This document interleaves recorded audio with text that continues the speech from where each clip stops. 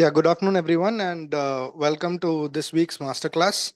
The presenter for today is Dr. Alluri Vidyadhar. He's a final year postgraduate, and the faculty for today are Dr. Uday Zakaria, who's the Associate Director of CMC Chittoor Campus, and also the head of the Department of Hepatology, and Dr. Sudha Jasmine, who's the Professor and Head of Medicine Unit 3.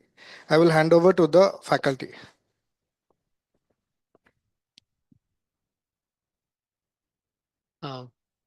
Good afternoon.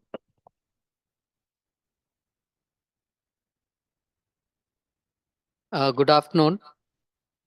Uh, please go ahead with your presentation, Vidyadhar.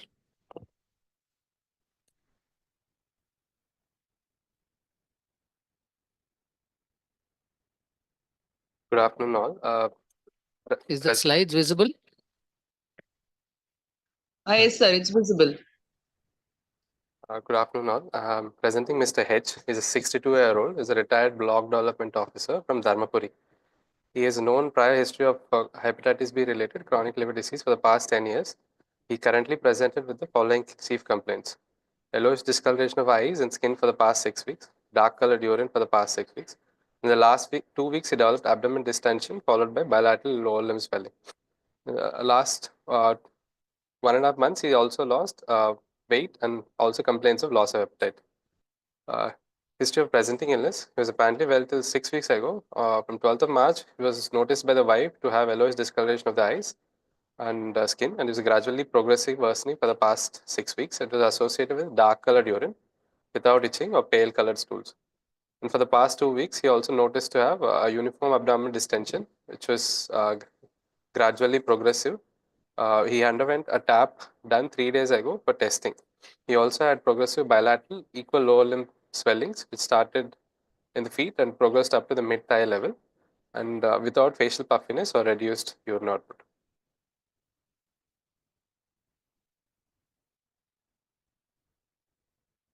He also has reduced appetite, and he lost about 5 kgs over the past 2 months. Prior to this, there was no history of jaundice or abdomen distension. There was no fever prior to the onset of the symptoms. There was no outside food intake, no abdomen pain prior or during the illness, no vomiting, no loose stools, no blood in the stools, no altered sleep patterns, and no behavioral change noted by the wife, no redness of the limbs, cough, breathlessness, or chest pain. Denies recent alcohol intake, no joint pains.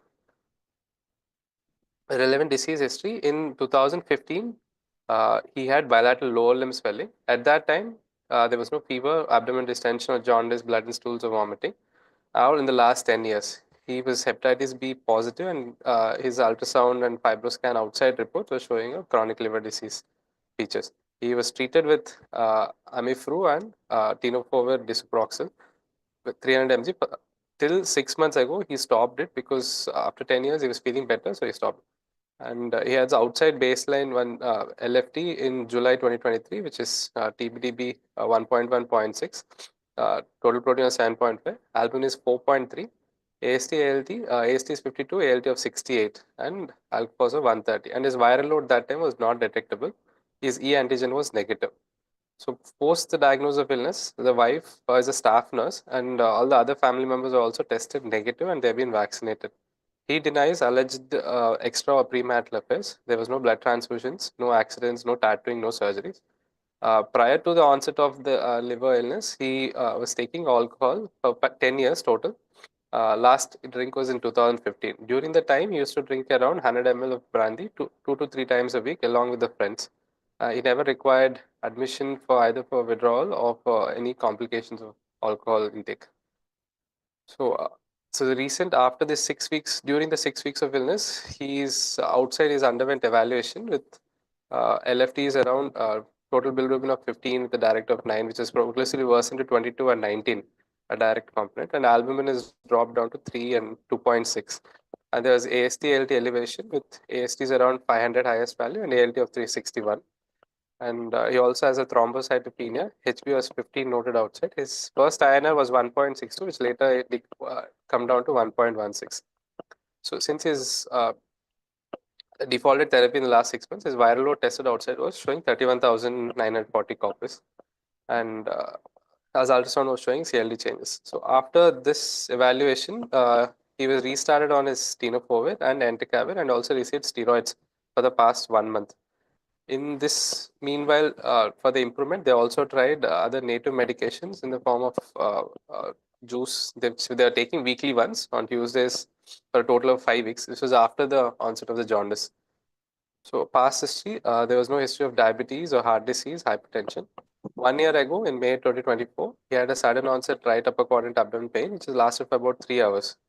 And that evaluation ultrasound has shown the calculus in the gallbladder, which he underwent management conservatively. And after that, in the last 1 year, he did not have any other further abdomen pain or complaints. Personal history, he passes stools 1-2 times a day, normal consistency. His vaccinations history, only COVID he is vaccinated. Prior to this, no other vaccines taken.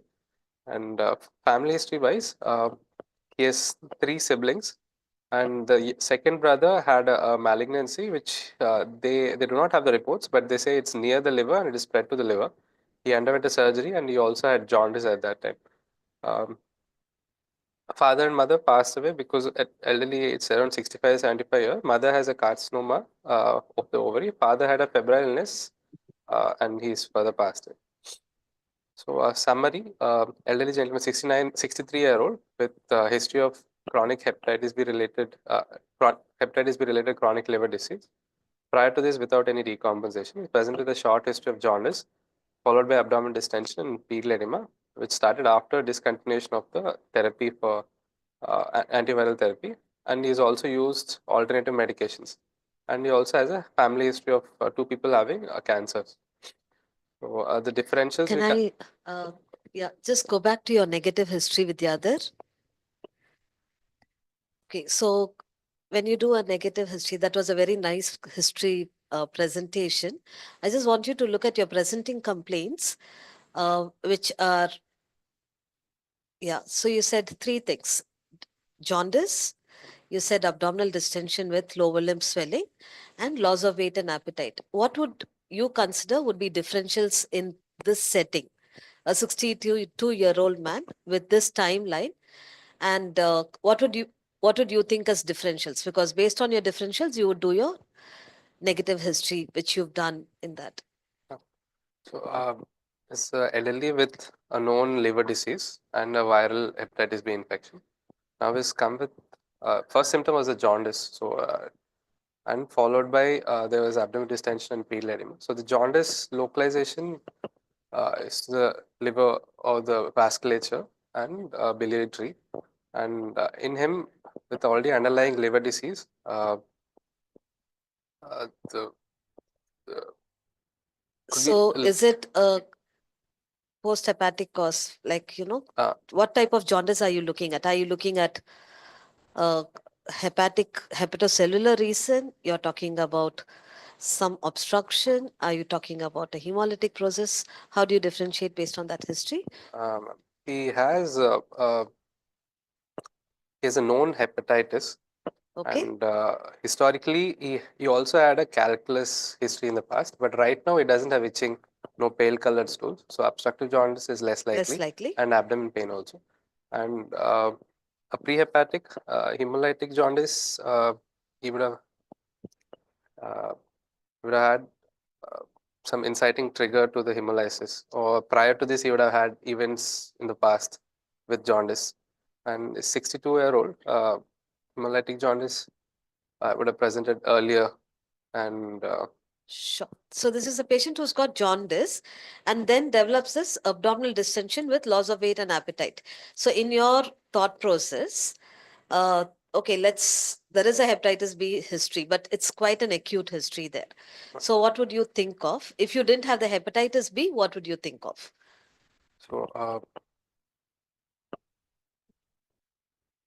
for the jaundice followed by the fluid. Yeah, someone with jaundice, 6 weeks duration with abdominal distension, which is 2 weeks with loss of weight and appetite. In your thought process, what would be your differentials? Anatomically, I will localize from the right heart to the IVC, then the liver. So and further history, he did not have breathlessness, chest pain, or there was no orthopnea, so the right heart failure, and so the respiratory involvement is complaints were less, and IVC obstruction or a hepatic vein obstruction, he would have presented with a pain and So can this be constrictive pericarditis? Let me ask you the questions. ma'am, it can be. It can be. It can be. Would you have such jaundice, Uh, constrictive the- pericarditis? The jaundice may not be the starting symptom. Sure. So in constrictive pericarditis, what would you expect to see that you're not seeing here? Ma'am, pedal edema would have been the first complaint, Okay. followed by abdominal distension. Oh, sorry. In abdominal distension followed by pedal edema. Ascites out of Ascites, proportion to the pedal edema. proportion to pedal edema, you'd think of a constrictive pericarditis. Okay. Can this be tricuspid stenosis? Ma'am, What about Budd-Chiari? Chiari can have. Okay. Could this be autoimmune hepatitis? He could have had fever, upper quadrant pain, 62-year-old man. and autoimmune is Where do you more expect to see autoimmune hepatitis? More like- younger females, Okay, younger women. You'll also want to ask history of other to autoimmune. suggest collagen vascular disease. Okay. Could this be hemochromatosis? Uh, What other doesn't history would have you that- ask if you were considering a diagnosis of hemochromatosis? Someone who's got there's no history of Osteoporosis. diabetes, and Okay, there's no diabetes, skin yes. color change. sorry, Skin color, skin color with our skin color doesn't really show as much. I think when you have white skin, it shows well, but not ours. and Any other history? involvement of the heart also, Okay. For heart, anything else? Family? and family history of What do you liver expect? diseases. Would he have children? I don't Would it cause hypogonadism? Yes, ma'am. Iron toxicity. So when you're looking at someone who's got jaundice followed by this abdominal distension, any other thought process that you can think of? Somebody with hepatitis B who develops jaundice and abdominal distension, Reactivation. loss of weight and loss of appetite. Loss of Again, weight. in that scenario, what are your differentials? With that, a new Given carcinoma, this history, okay, hepatocellular carcinoma. hepatocellular carcinoma. Tell me your reasons why. He has loss of weight, loss of appetite, and a new onset jaundice in a long-standing Hep B. Okay, so And- somebody who has had a chronic hepatitis B infection and now suddenly develops worsening. Okay, In you gave us something. family about history also, he has a family history of what is brother. the duration from the onset of when he got diagnosed? How long is it? It's been 10 years. 10 years. Okay. Any other differential then? Hepatitis B reactivation because he's defaulted therapy, causing active hepatitis right now. Reactivation. Reactivation. Okay. And Is it a decompensation? yes, it is a fast progression in the jaundice, and it. But So what usually happens with hepatitis B infection? it is a hepatocellular jaundice. In sense, So if anyone gets hepatitis B, what percentage will go on to become chronic hepatitis? acute hepatitis, more than 90% of them will be self-limiting, so they recover spontaneously, and less than 1% progress into chronic hepatitis.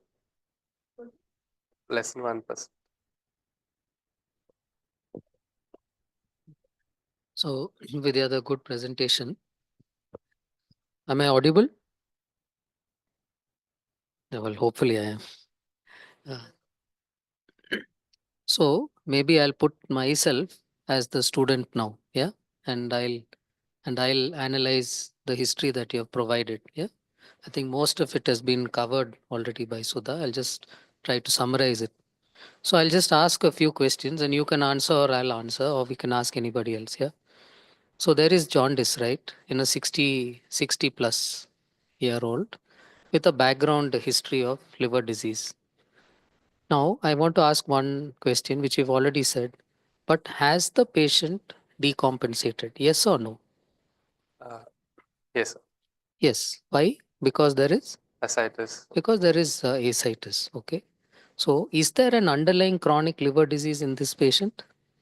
Uh, he historically had. So, there's an underlying chronic liver disease. You know that he has Hep B.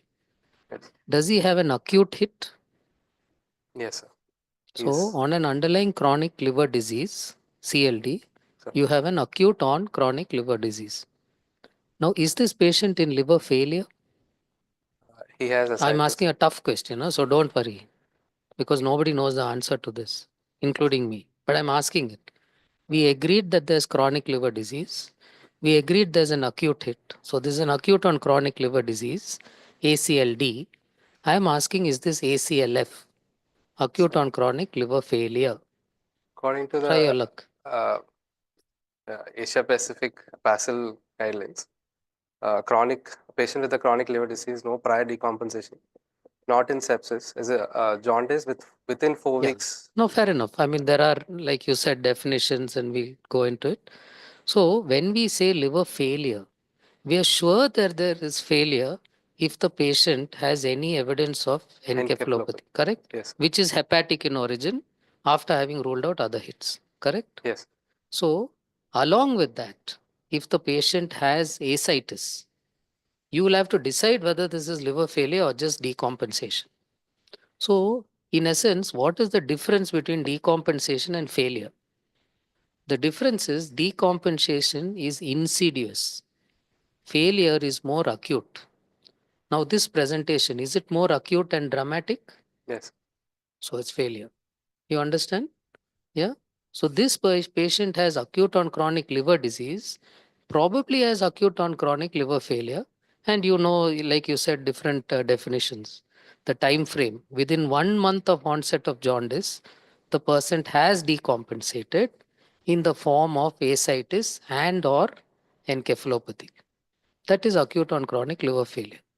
So if we are agreed that the syndromic diagnosis is acute on chronic liver failure, then we have to identify what is the underlying chronic liver disease, what are the acute hits. Correct? Yes. So we'll start with the underlying chronic liver disease. One obvious culprit is hepatitis B. And here you were lucky you had the history. And remember, when you said no past decompensation in your history, that's wrong. Because his presentation was in the 40s or 50s with pedal edema. And he settled down thanks to antivirals. And then he was off it for about 6 months. Am I right? Yes. Yeah. So he had actually presented initially with underlying chronic liver disease with decompensation, and he recompensated. And now he's not only decompensated, he has gone on to failure. Are you with me? Yes. Yeah. So one culprit is hepatitis B for sure, chronic. Are there any other culprits? What are the three common cause of chronic liver disease that you know? Anywhere in the world, including our country. One is viral, Alcohol. alcohol. He Right. had alcohol. Did he have significant alcohol intake? He had. Yes, sir. I mean, come on, he's drinking 3 times a 3 week. times. Yeah. Huh? Yeah, for 10 years. So, is alcohol the reason for decompensation here? Yes or no? The reason? No, sir.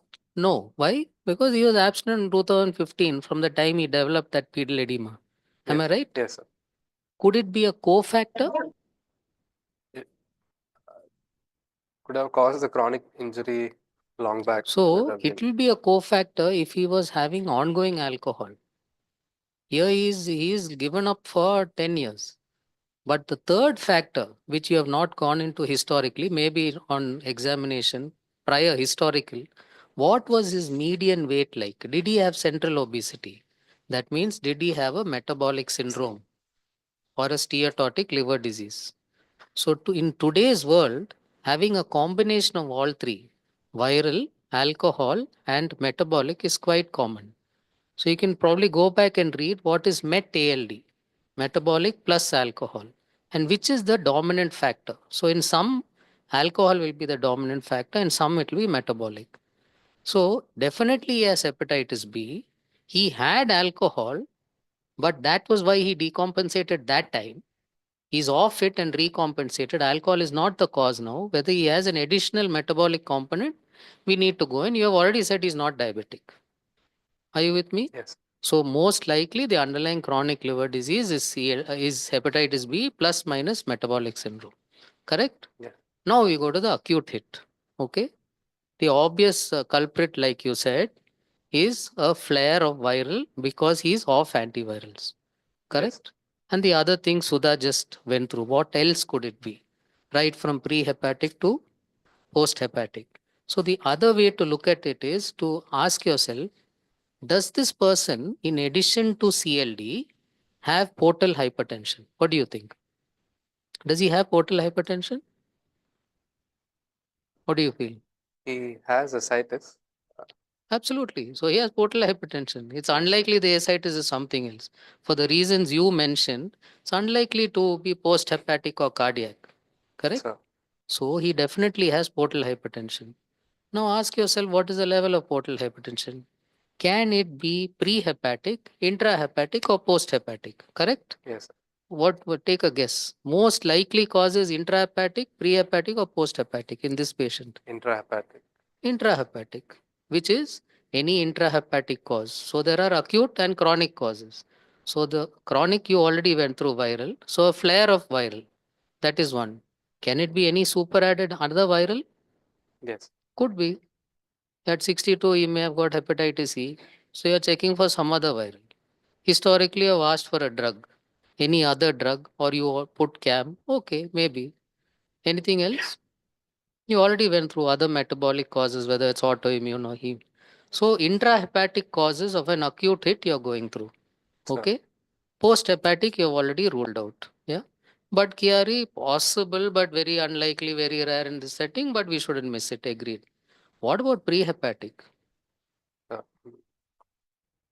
as a chronic liver disease, he's high risk for portal vein thrombosis. Exactly. So portal vein thrombosis, this is the typical presentation.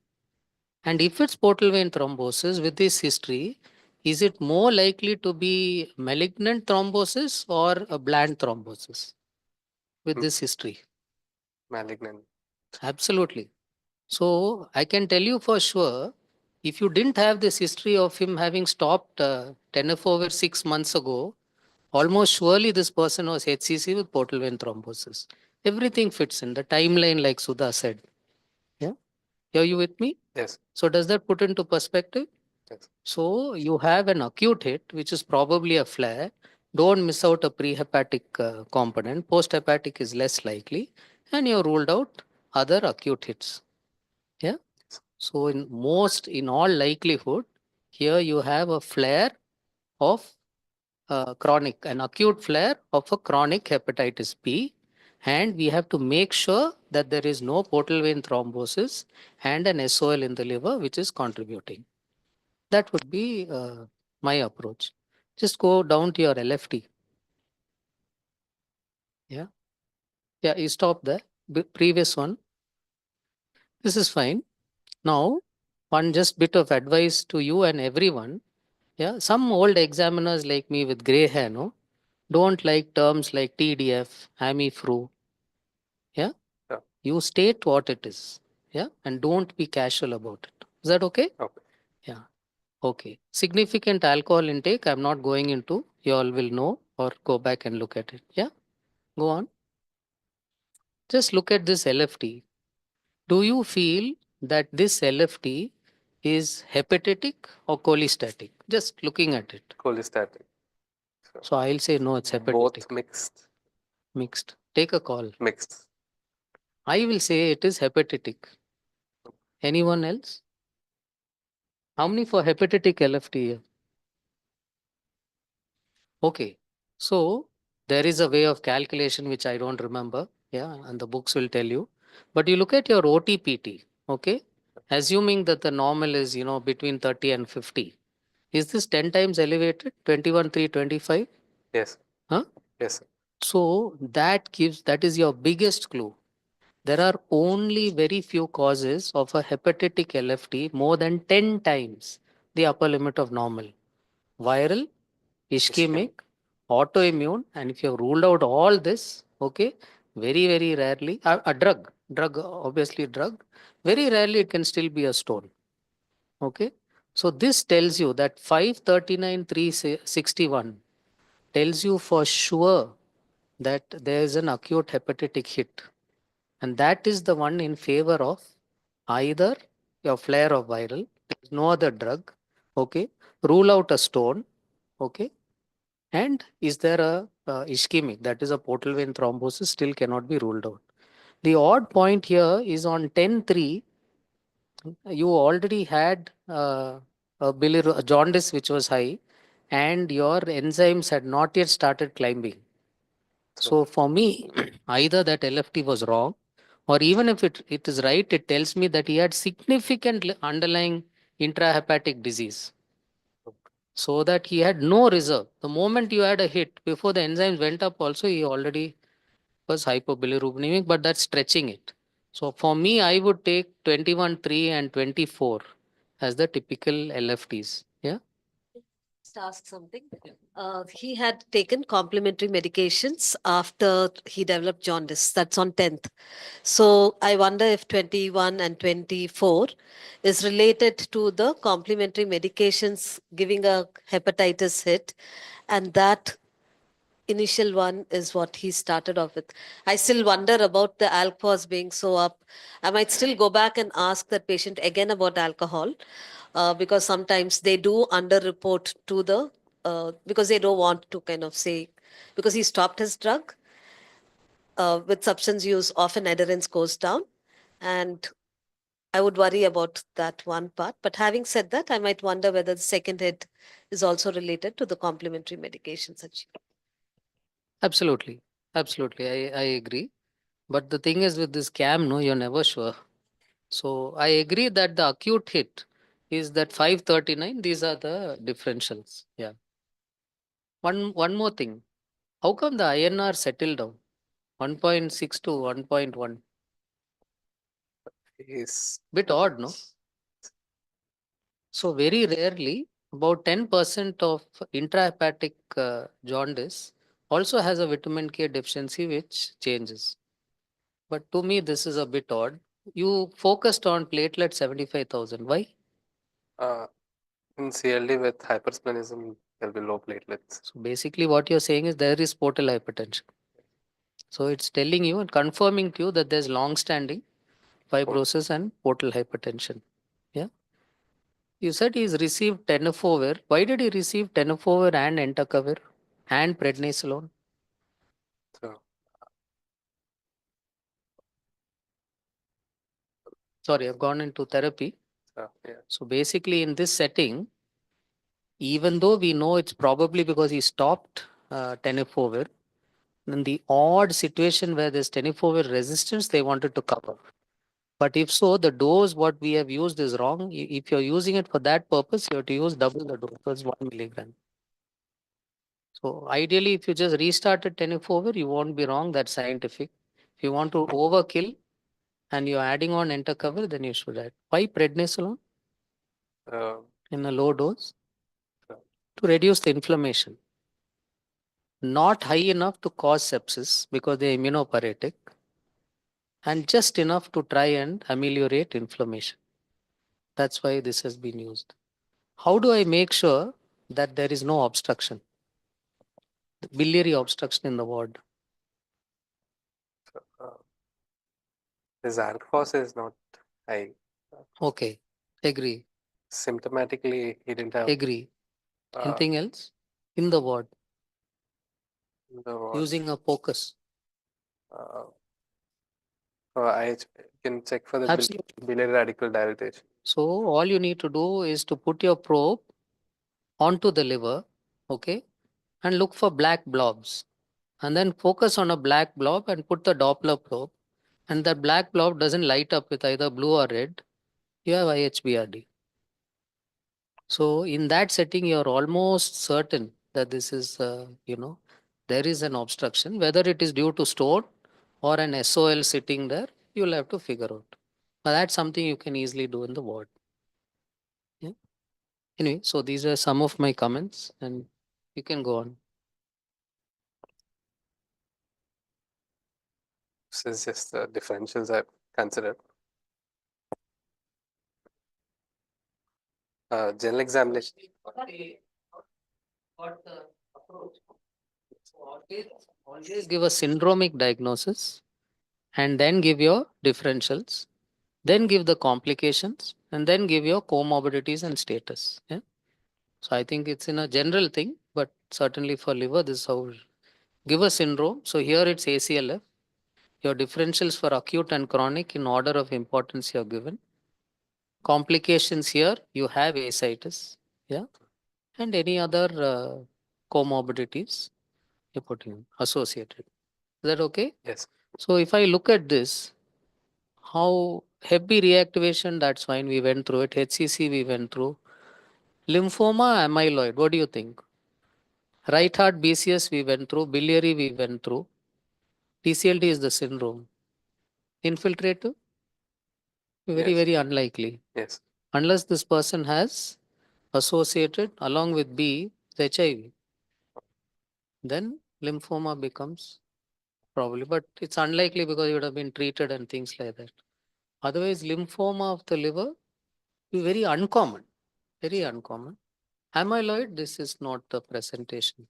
It will be more portal hypertension, ascites, without jaundice. Yeah.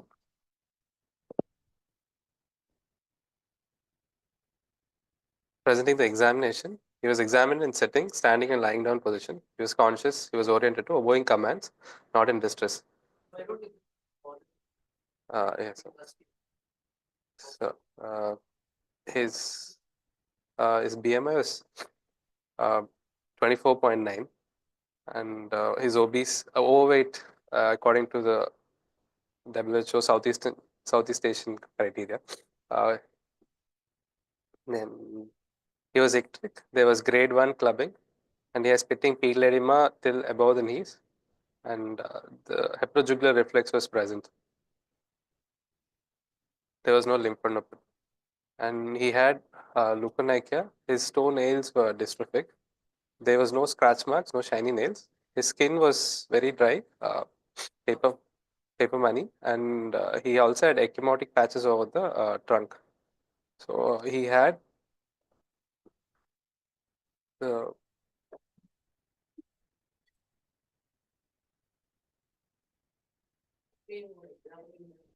so checking for this is for gynecomastia. Feeling for the subcutaneous breast tissue nodules. This is nodules. This is more than 2 centimeters.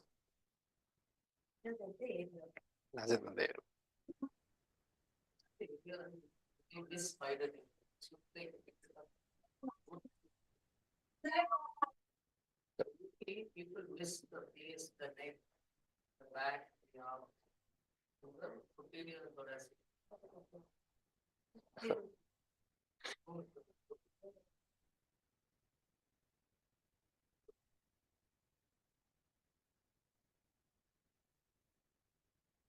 So there's was blanched, and then that's after removing the pressure. This one is over the face.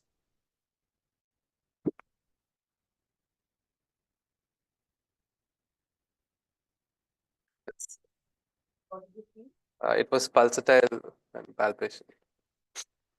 In Asian population, I mean brown skin people.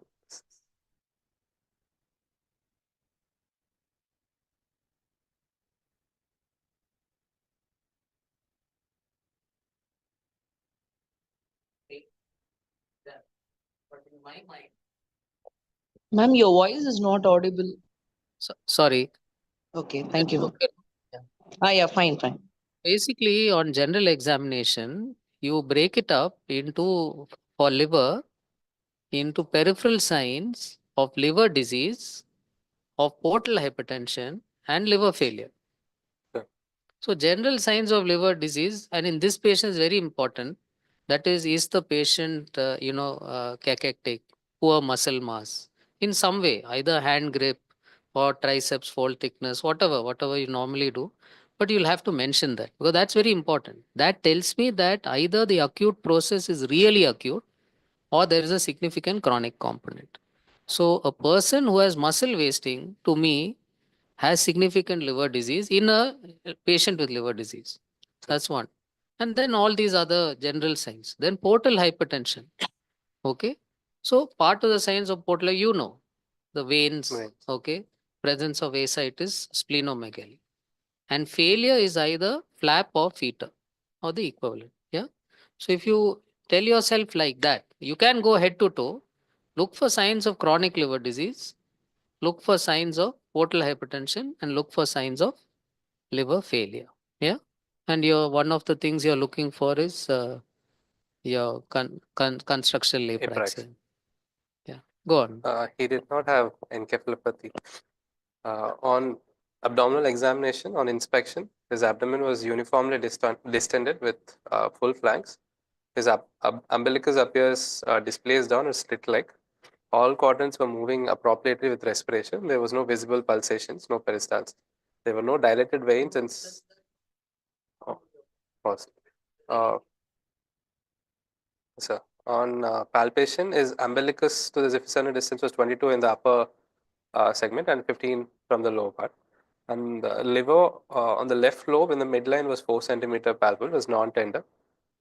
And his abdominal girth was 106. So that's very interesting. You're saying with this much ascites, you could feel the liver.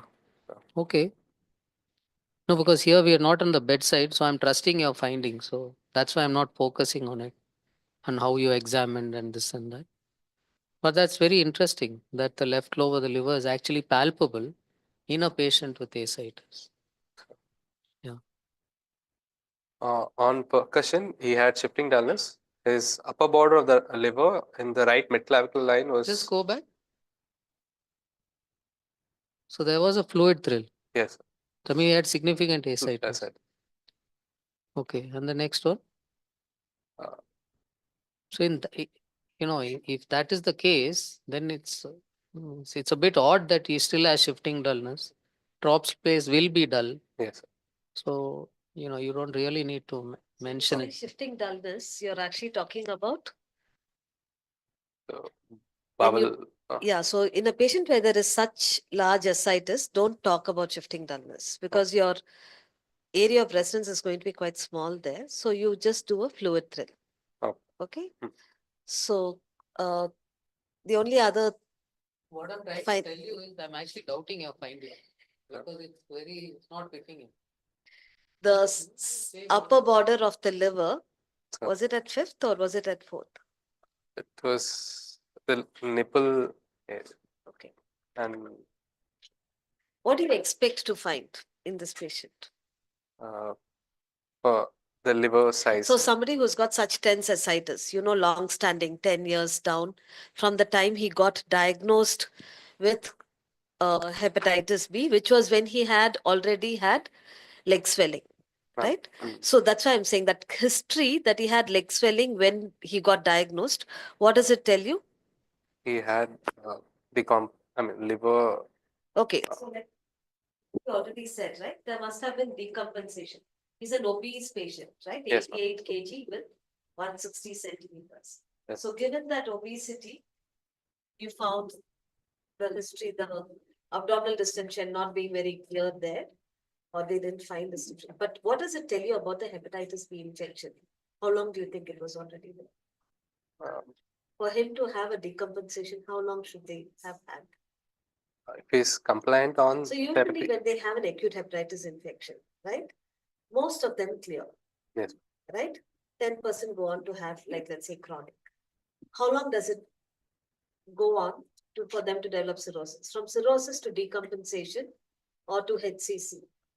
How long does it usually take? I mean, there are some studies, obviously timelines keep changing, but what is your understanding? Usually takes about 10. When cirrhosis sets in another 5 years down, you would tend to see decompensation. Usually you get to see HCC, 10% of them go on to develop HCC, right? So given that, when you see such decompensation, the size of the liver, you expect it to be Shrunken. shrunken. So if you do find a palpable liver, what are you worried about? HCC. Worry about a HCC. Okay, so where do you find large liver?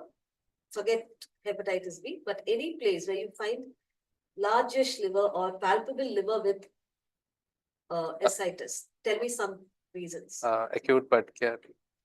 Budd-Chiari syndrome. Okay, in Budd-Chiari, you tend to find palpable liver with ascites. Any other reason? And in Any other congestive cause that you know of? right heart failure.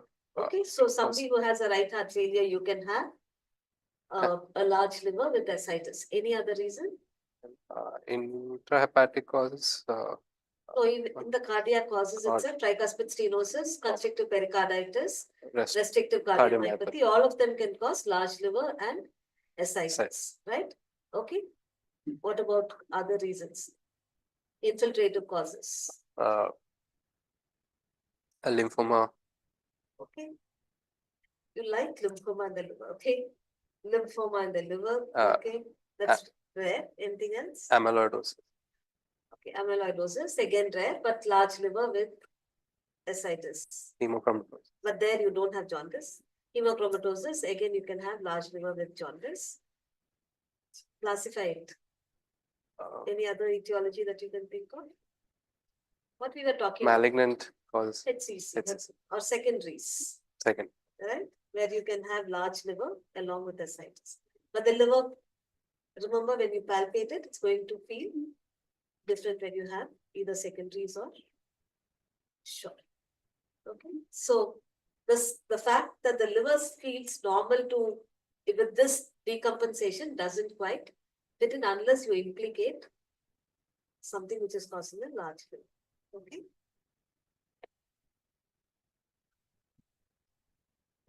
Auscultation, bowel sounds were normal. There were no bruit, there was no hum. External genitalia, there was normal tests. There was no hydrocele. On distal rectal examination, he had dark yellow colored stool staining. There was no mass palpable in the rectum. Normal tests, and you said that's right for us. Yes, I did not check for the testicular atrophy. You didn't check for? I mean, I didn't have the oxidometer. You don't need one, man. I've never seen one in my life. What will you look for? So I'll be very frank. Till now, you're doing very well. Okay. But your examination findings tell me that you're conning. Yeah. I'm being very, very strict here because not the exam. So you're actually digging or going down a rabbit hole. So I am asking you, what did you examine in the testis if you examined? Simple question. Seen it. I've not felt it. I've not felt the test. Okay. So I'm giving you a chance to feel it. What will you look for? The size, the consistency. That's all in the marketplace. One thing. Testicular sensation. Oh. Yeah. So I'm going to be very firm with you. If you haven't examined, say you haven't done it. Oh. If you're doing it, do it properly. Oh. Yeah? Okay. Go on. This other system examination is apex was palpable in the left intercostal space, medial to the midclavicular line. Heart sounds were normal. No, it's fine. So tell me the one thing in CVS and the one thing in RS you looked for. That's all. And then we'll come to CNS later. Just one thing in CVS, in this patient. JVP. Very good. Okay. In the RS, overall, what will you look for? Check the pleural effusion. Pleural effusion. Are you expecting right, left, or bilateral? Right side. Yeah. So first is right, then bilateral, then maybe left. Good. Okay. So CNS, what do you look for? So checking for encephalopathy feature. And okay. So for a flap. Flap. Okay. Fine. Go on. Summarizing, a 63. So now tell me, did your examination findings change your historical differential diagnosis syndrome overall? Yes. In what way? Uh, uh, there are signs of liver cell failure, liver cell disease. That was there. You confirmed that. So I think the only thing is if it was truly there, a palpable left lobe of the liver. Now, normally there is a shrinking of the right lobe and there's a hypertrophy of the left lobe. It's normally there. And with bud carry, they say caudate lobe, which you can't feel. However, like Sudha said, if you in this setting where you're expecting a completely shrunken liver, if you have a palpable liver and firm or otherwise, then in addition to your first diagnosis being a flare of chronic hep B, Oh. HCC becomes important. That's the only additional thing you'll bring up here if you found the liver which was palpable. Is that okay? Yes. Yeah. Oh, good. Okay. So do we know what happened to this patient or His still reports are still. okay? So what you showed the LFT, you showed the INR. What you're expecting is creatinine to be. You have to expect. Yeah. Then only you will. When the results come, you will. Yeah. So his So in a patient with liver disease like this, okay, what is this patient's normal creatinine? So nobody really knows. So you don't wait for it to go to 2. If it was 0.9 and 2 days later, okay, it's going to 1.1, then he's already in AKI. So creatinine is a very important component. So if you look at prognostic criteria that you know, like MELD, if you look into it, bilirubin is the least important. And in the middle is INR. The most important is creatinine. So if your creatinine goes up a little, then your MELD score goes up exponentially. So in a liver case, respect the kidney. That's the message. Yeah? So you need to know the renal function and electrolytes. Okay. Now, would you do an AFP in this patient? yes. Okay, I'll say no. Hep B will also cause false elevation in So the. any flare, it will go up. So if it is normal, it helps you. It still doesn't. 40% of them give normal and have HCC. If it goes up, you still don't know. So you're not wrong in doing it, but if you don't do it, also you're not wrong. Okay. So you ask for an ultrasound and Doppler. What are the two things you look for on two things with ultrasound and Doppler? Space occupying lesion in the ultrasound. That it may be seen, but like we said earlier, you're looking for the stone. Stone. Yes. Okay, confirming the stone and seeing if there's IHBRD. That's the most important thing. Second, if you're lucky, you can see the portal vein and look for thrombosis. Then only comes on ultrasound, you may look for SOL and things like that. But these two things you should look for. You should ask your sonologist. So I'm going one step more. In this patient, okay, of course you ask for markers of Hep B. I'm not going into that now, okay, and you're already assuming and treating. Would you do further imaging, CT or MRI, Yes, sir. if you have an option? Yes, sir. Yeah. MRCP abdomen. So if you have the option, then you would do. The preferred option is an MRI. If MRI is not available, that's fine. Provide your creatinine is normal, a contrast CT. Is that okay? Yeah. Sudha, anything more? Yeah, I think. Any idea what happened? What is the results? Open Imaging? imaging MRCP was reported. They the calculus was there in the gallbladder. Biliary tree was normal. CBD and gallbladder normal. And in the MRCP, they didn't mention actually a lesion was in the parenchyma. There was no lesion. Means your diagnosis is a flare of chronic liver disease. What is the one test that will tell you that this is a flare? In your Viral serological markers? E antigen. No. HPSC. That you're expecting it to be positive. What is the sign of acute hepatitis B? Uh, Is it IgM or IgG? IgM, So you're looking for IgM. IgM to what? core and That's all. So IgM core. So if your IgM core is positive, you know it's acute. Is it true acute or acute on chronic? The clinical setting will decide. So in here, you know there's underlying chronic. Yeah. okay.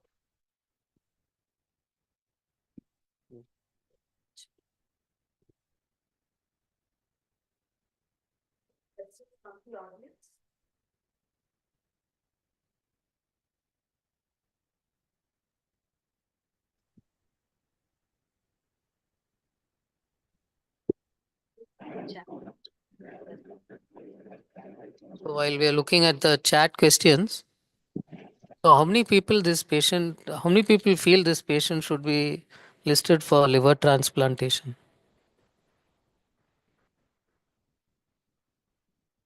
One. Only one. So I'll tell you the odd point here, it is the INR. If that INR is correct, it means the synthetic function is very good. That gives me a lot of hope. So that tells me that provided there's no Okay. HCC and there is no obstruction, then all I need to do is to tide over and just wait for the antivirals to start acting and the inflamed liver to settle down. I'll So if you Okay. manage this patient very carefully, conservatively over a period of few weeks, the majority of them will settle down. And as a bridge to help them settle down, if they are not, that's where maybe plasma exchange will help temporarily and you end up avoiding transplant. That is why it was worth doing an MRI, even though it's expensive in this patient. Is that okay? Yeah, makes sense. Any other questions from the chat? Dr. Alluri, yes, ma'am. a few questions. So to detect clinically ascites, how much fluid is required? Ma'am, for a puddle test, 250 ml, and for shifting tunnel is about 1.5 liter, and for fluid thrill, 2 liters. For Puddleson, I think 150 ml. Huh? So to detect clinically, 500 ml is required. Okay. Okay. For ultrasound, Uh, in, not sure, ma'am. how minimum is 100 ml? Okay. And- Okay. For ultrasound is 100 ml, clinical 500, and Puddleson is 150, and shifting and all these things is 1.5 to 3 liters. Okay. And your on auscultation, you said apex peaked in the fourth intercostal space, right?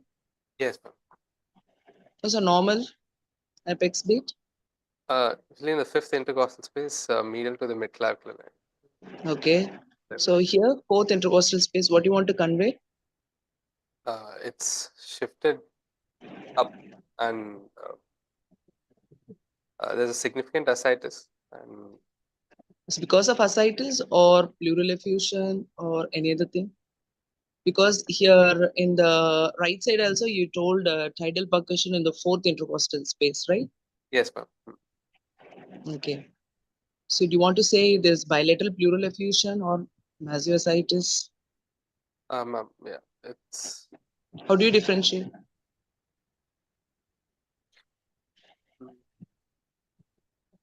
like the breath sounds, percussion in the lung zones, and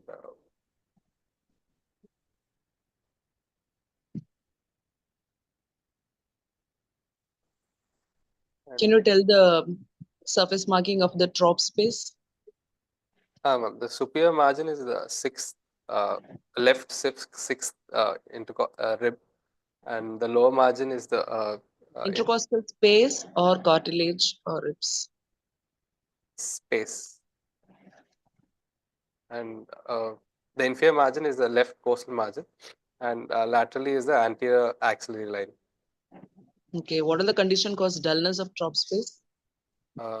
So can be because of a full stomach, recent meal, and pericardial effusion, pleural effusion, and splenomegaly, and this massive ascites also can cause. Uh, Because you told the left lobe of the liver is enlarged, right? yes, ma'am. Will it cause drop space dullness? Yes, ma'am. If it's further extends, can obscure the air shadow, air So the drop conduct. space dullness is because of left lobe enlargement again, or mastocytosis, or left pleural effusion. Ascites.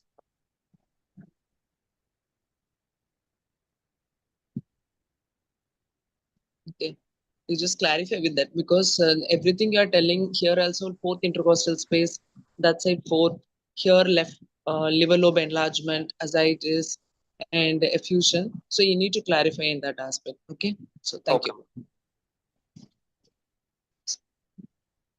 So any other further discussion, or we can end the session, ma'am and sir?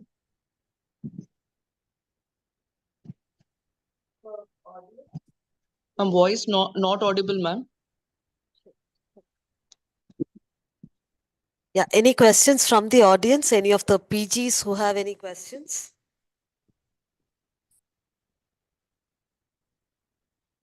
No? Okay, otherwise I think we can end the session. Okay, ma'am. Thank So you, I Dr. Anita. Yeah.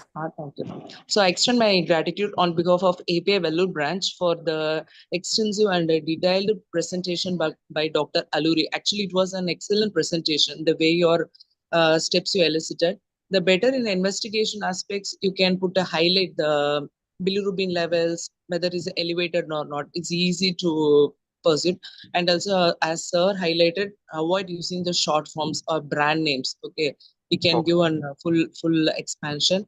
And thank you, Dr. Sudha Jasmine ma'am, and thank you, Dr. Uday sir. It was an excellent and detailed discussion. And thank you, one and all. Exicon team, you can end the session. Thank you.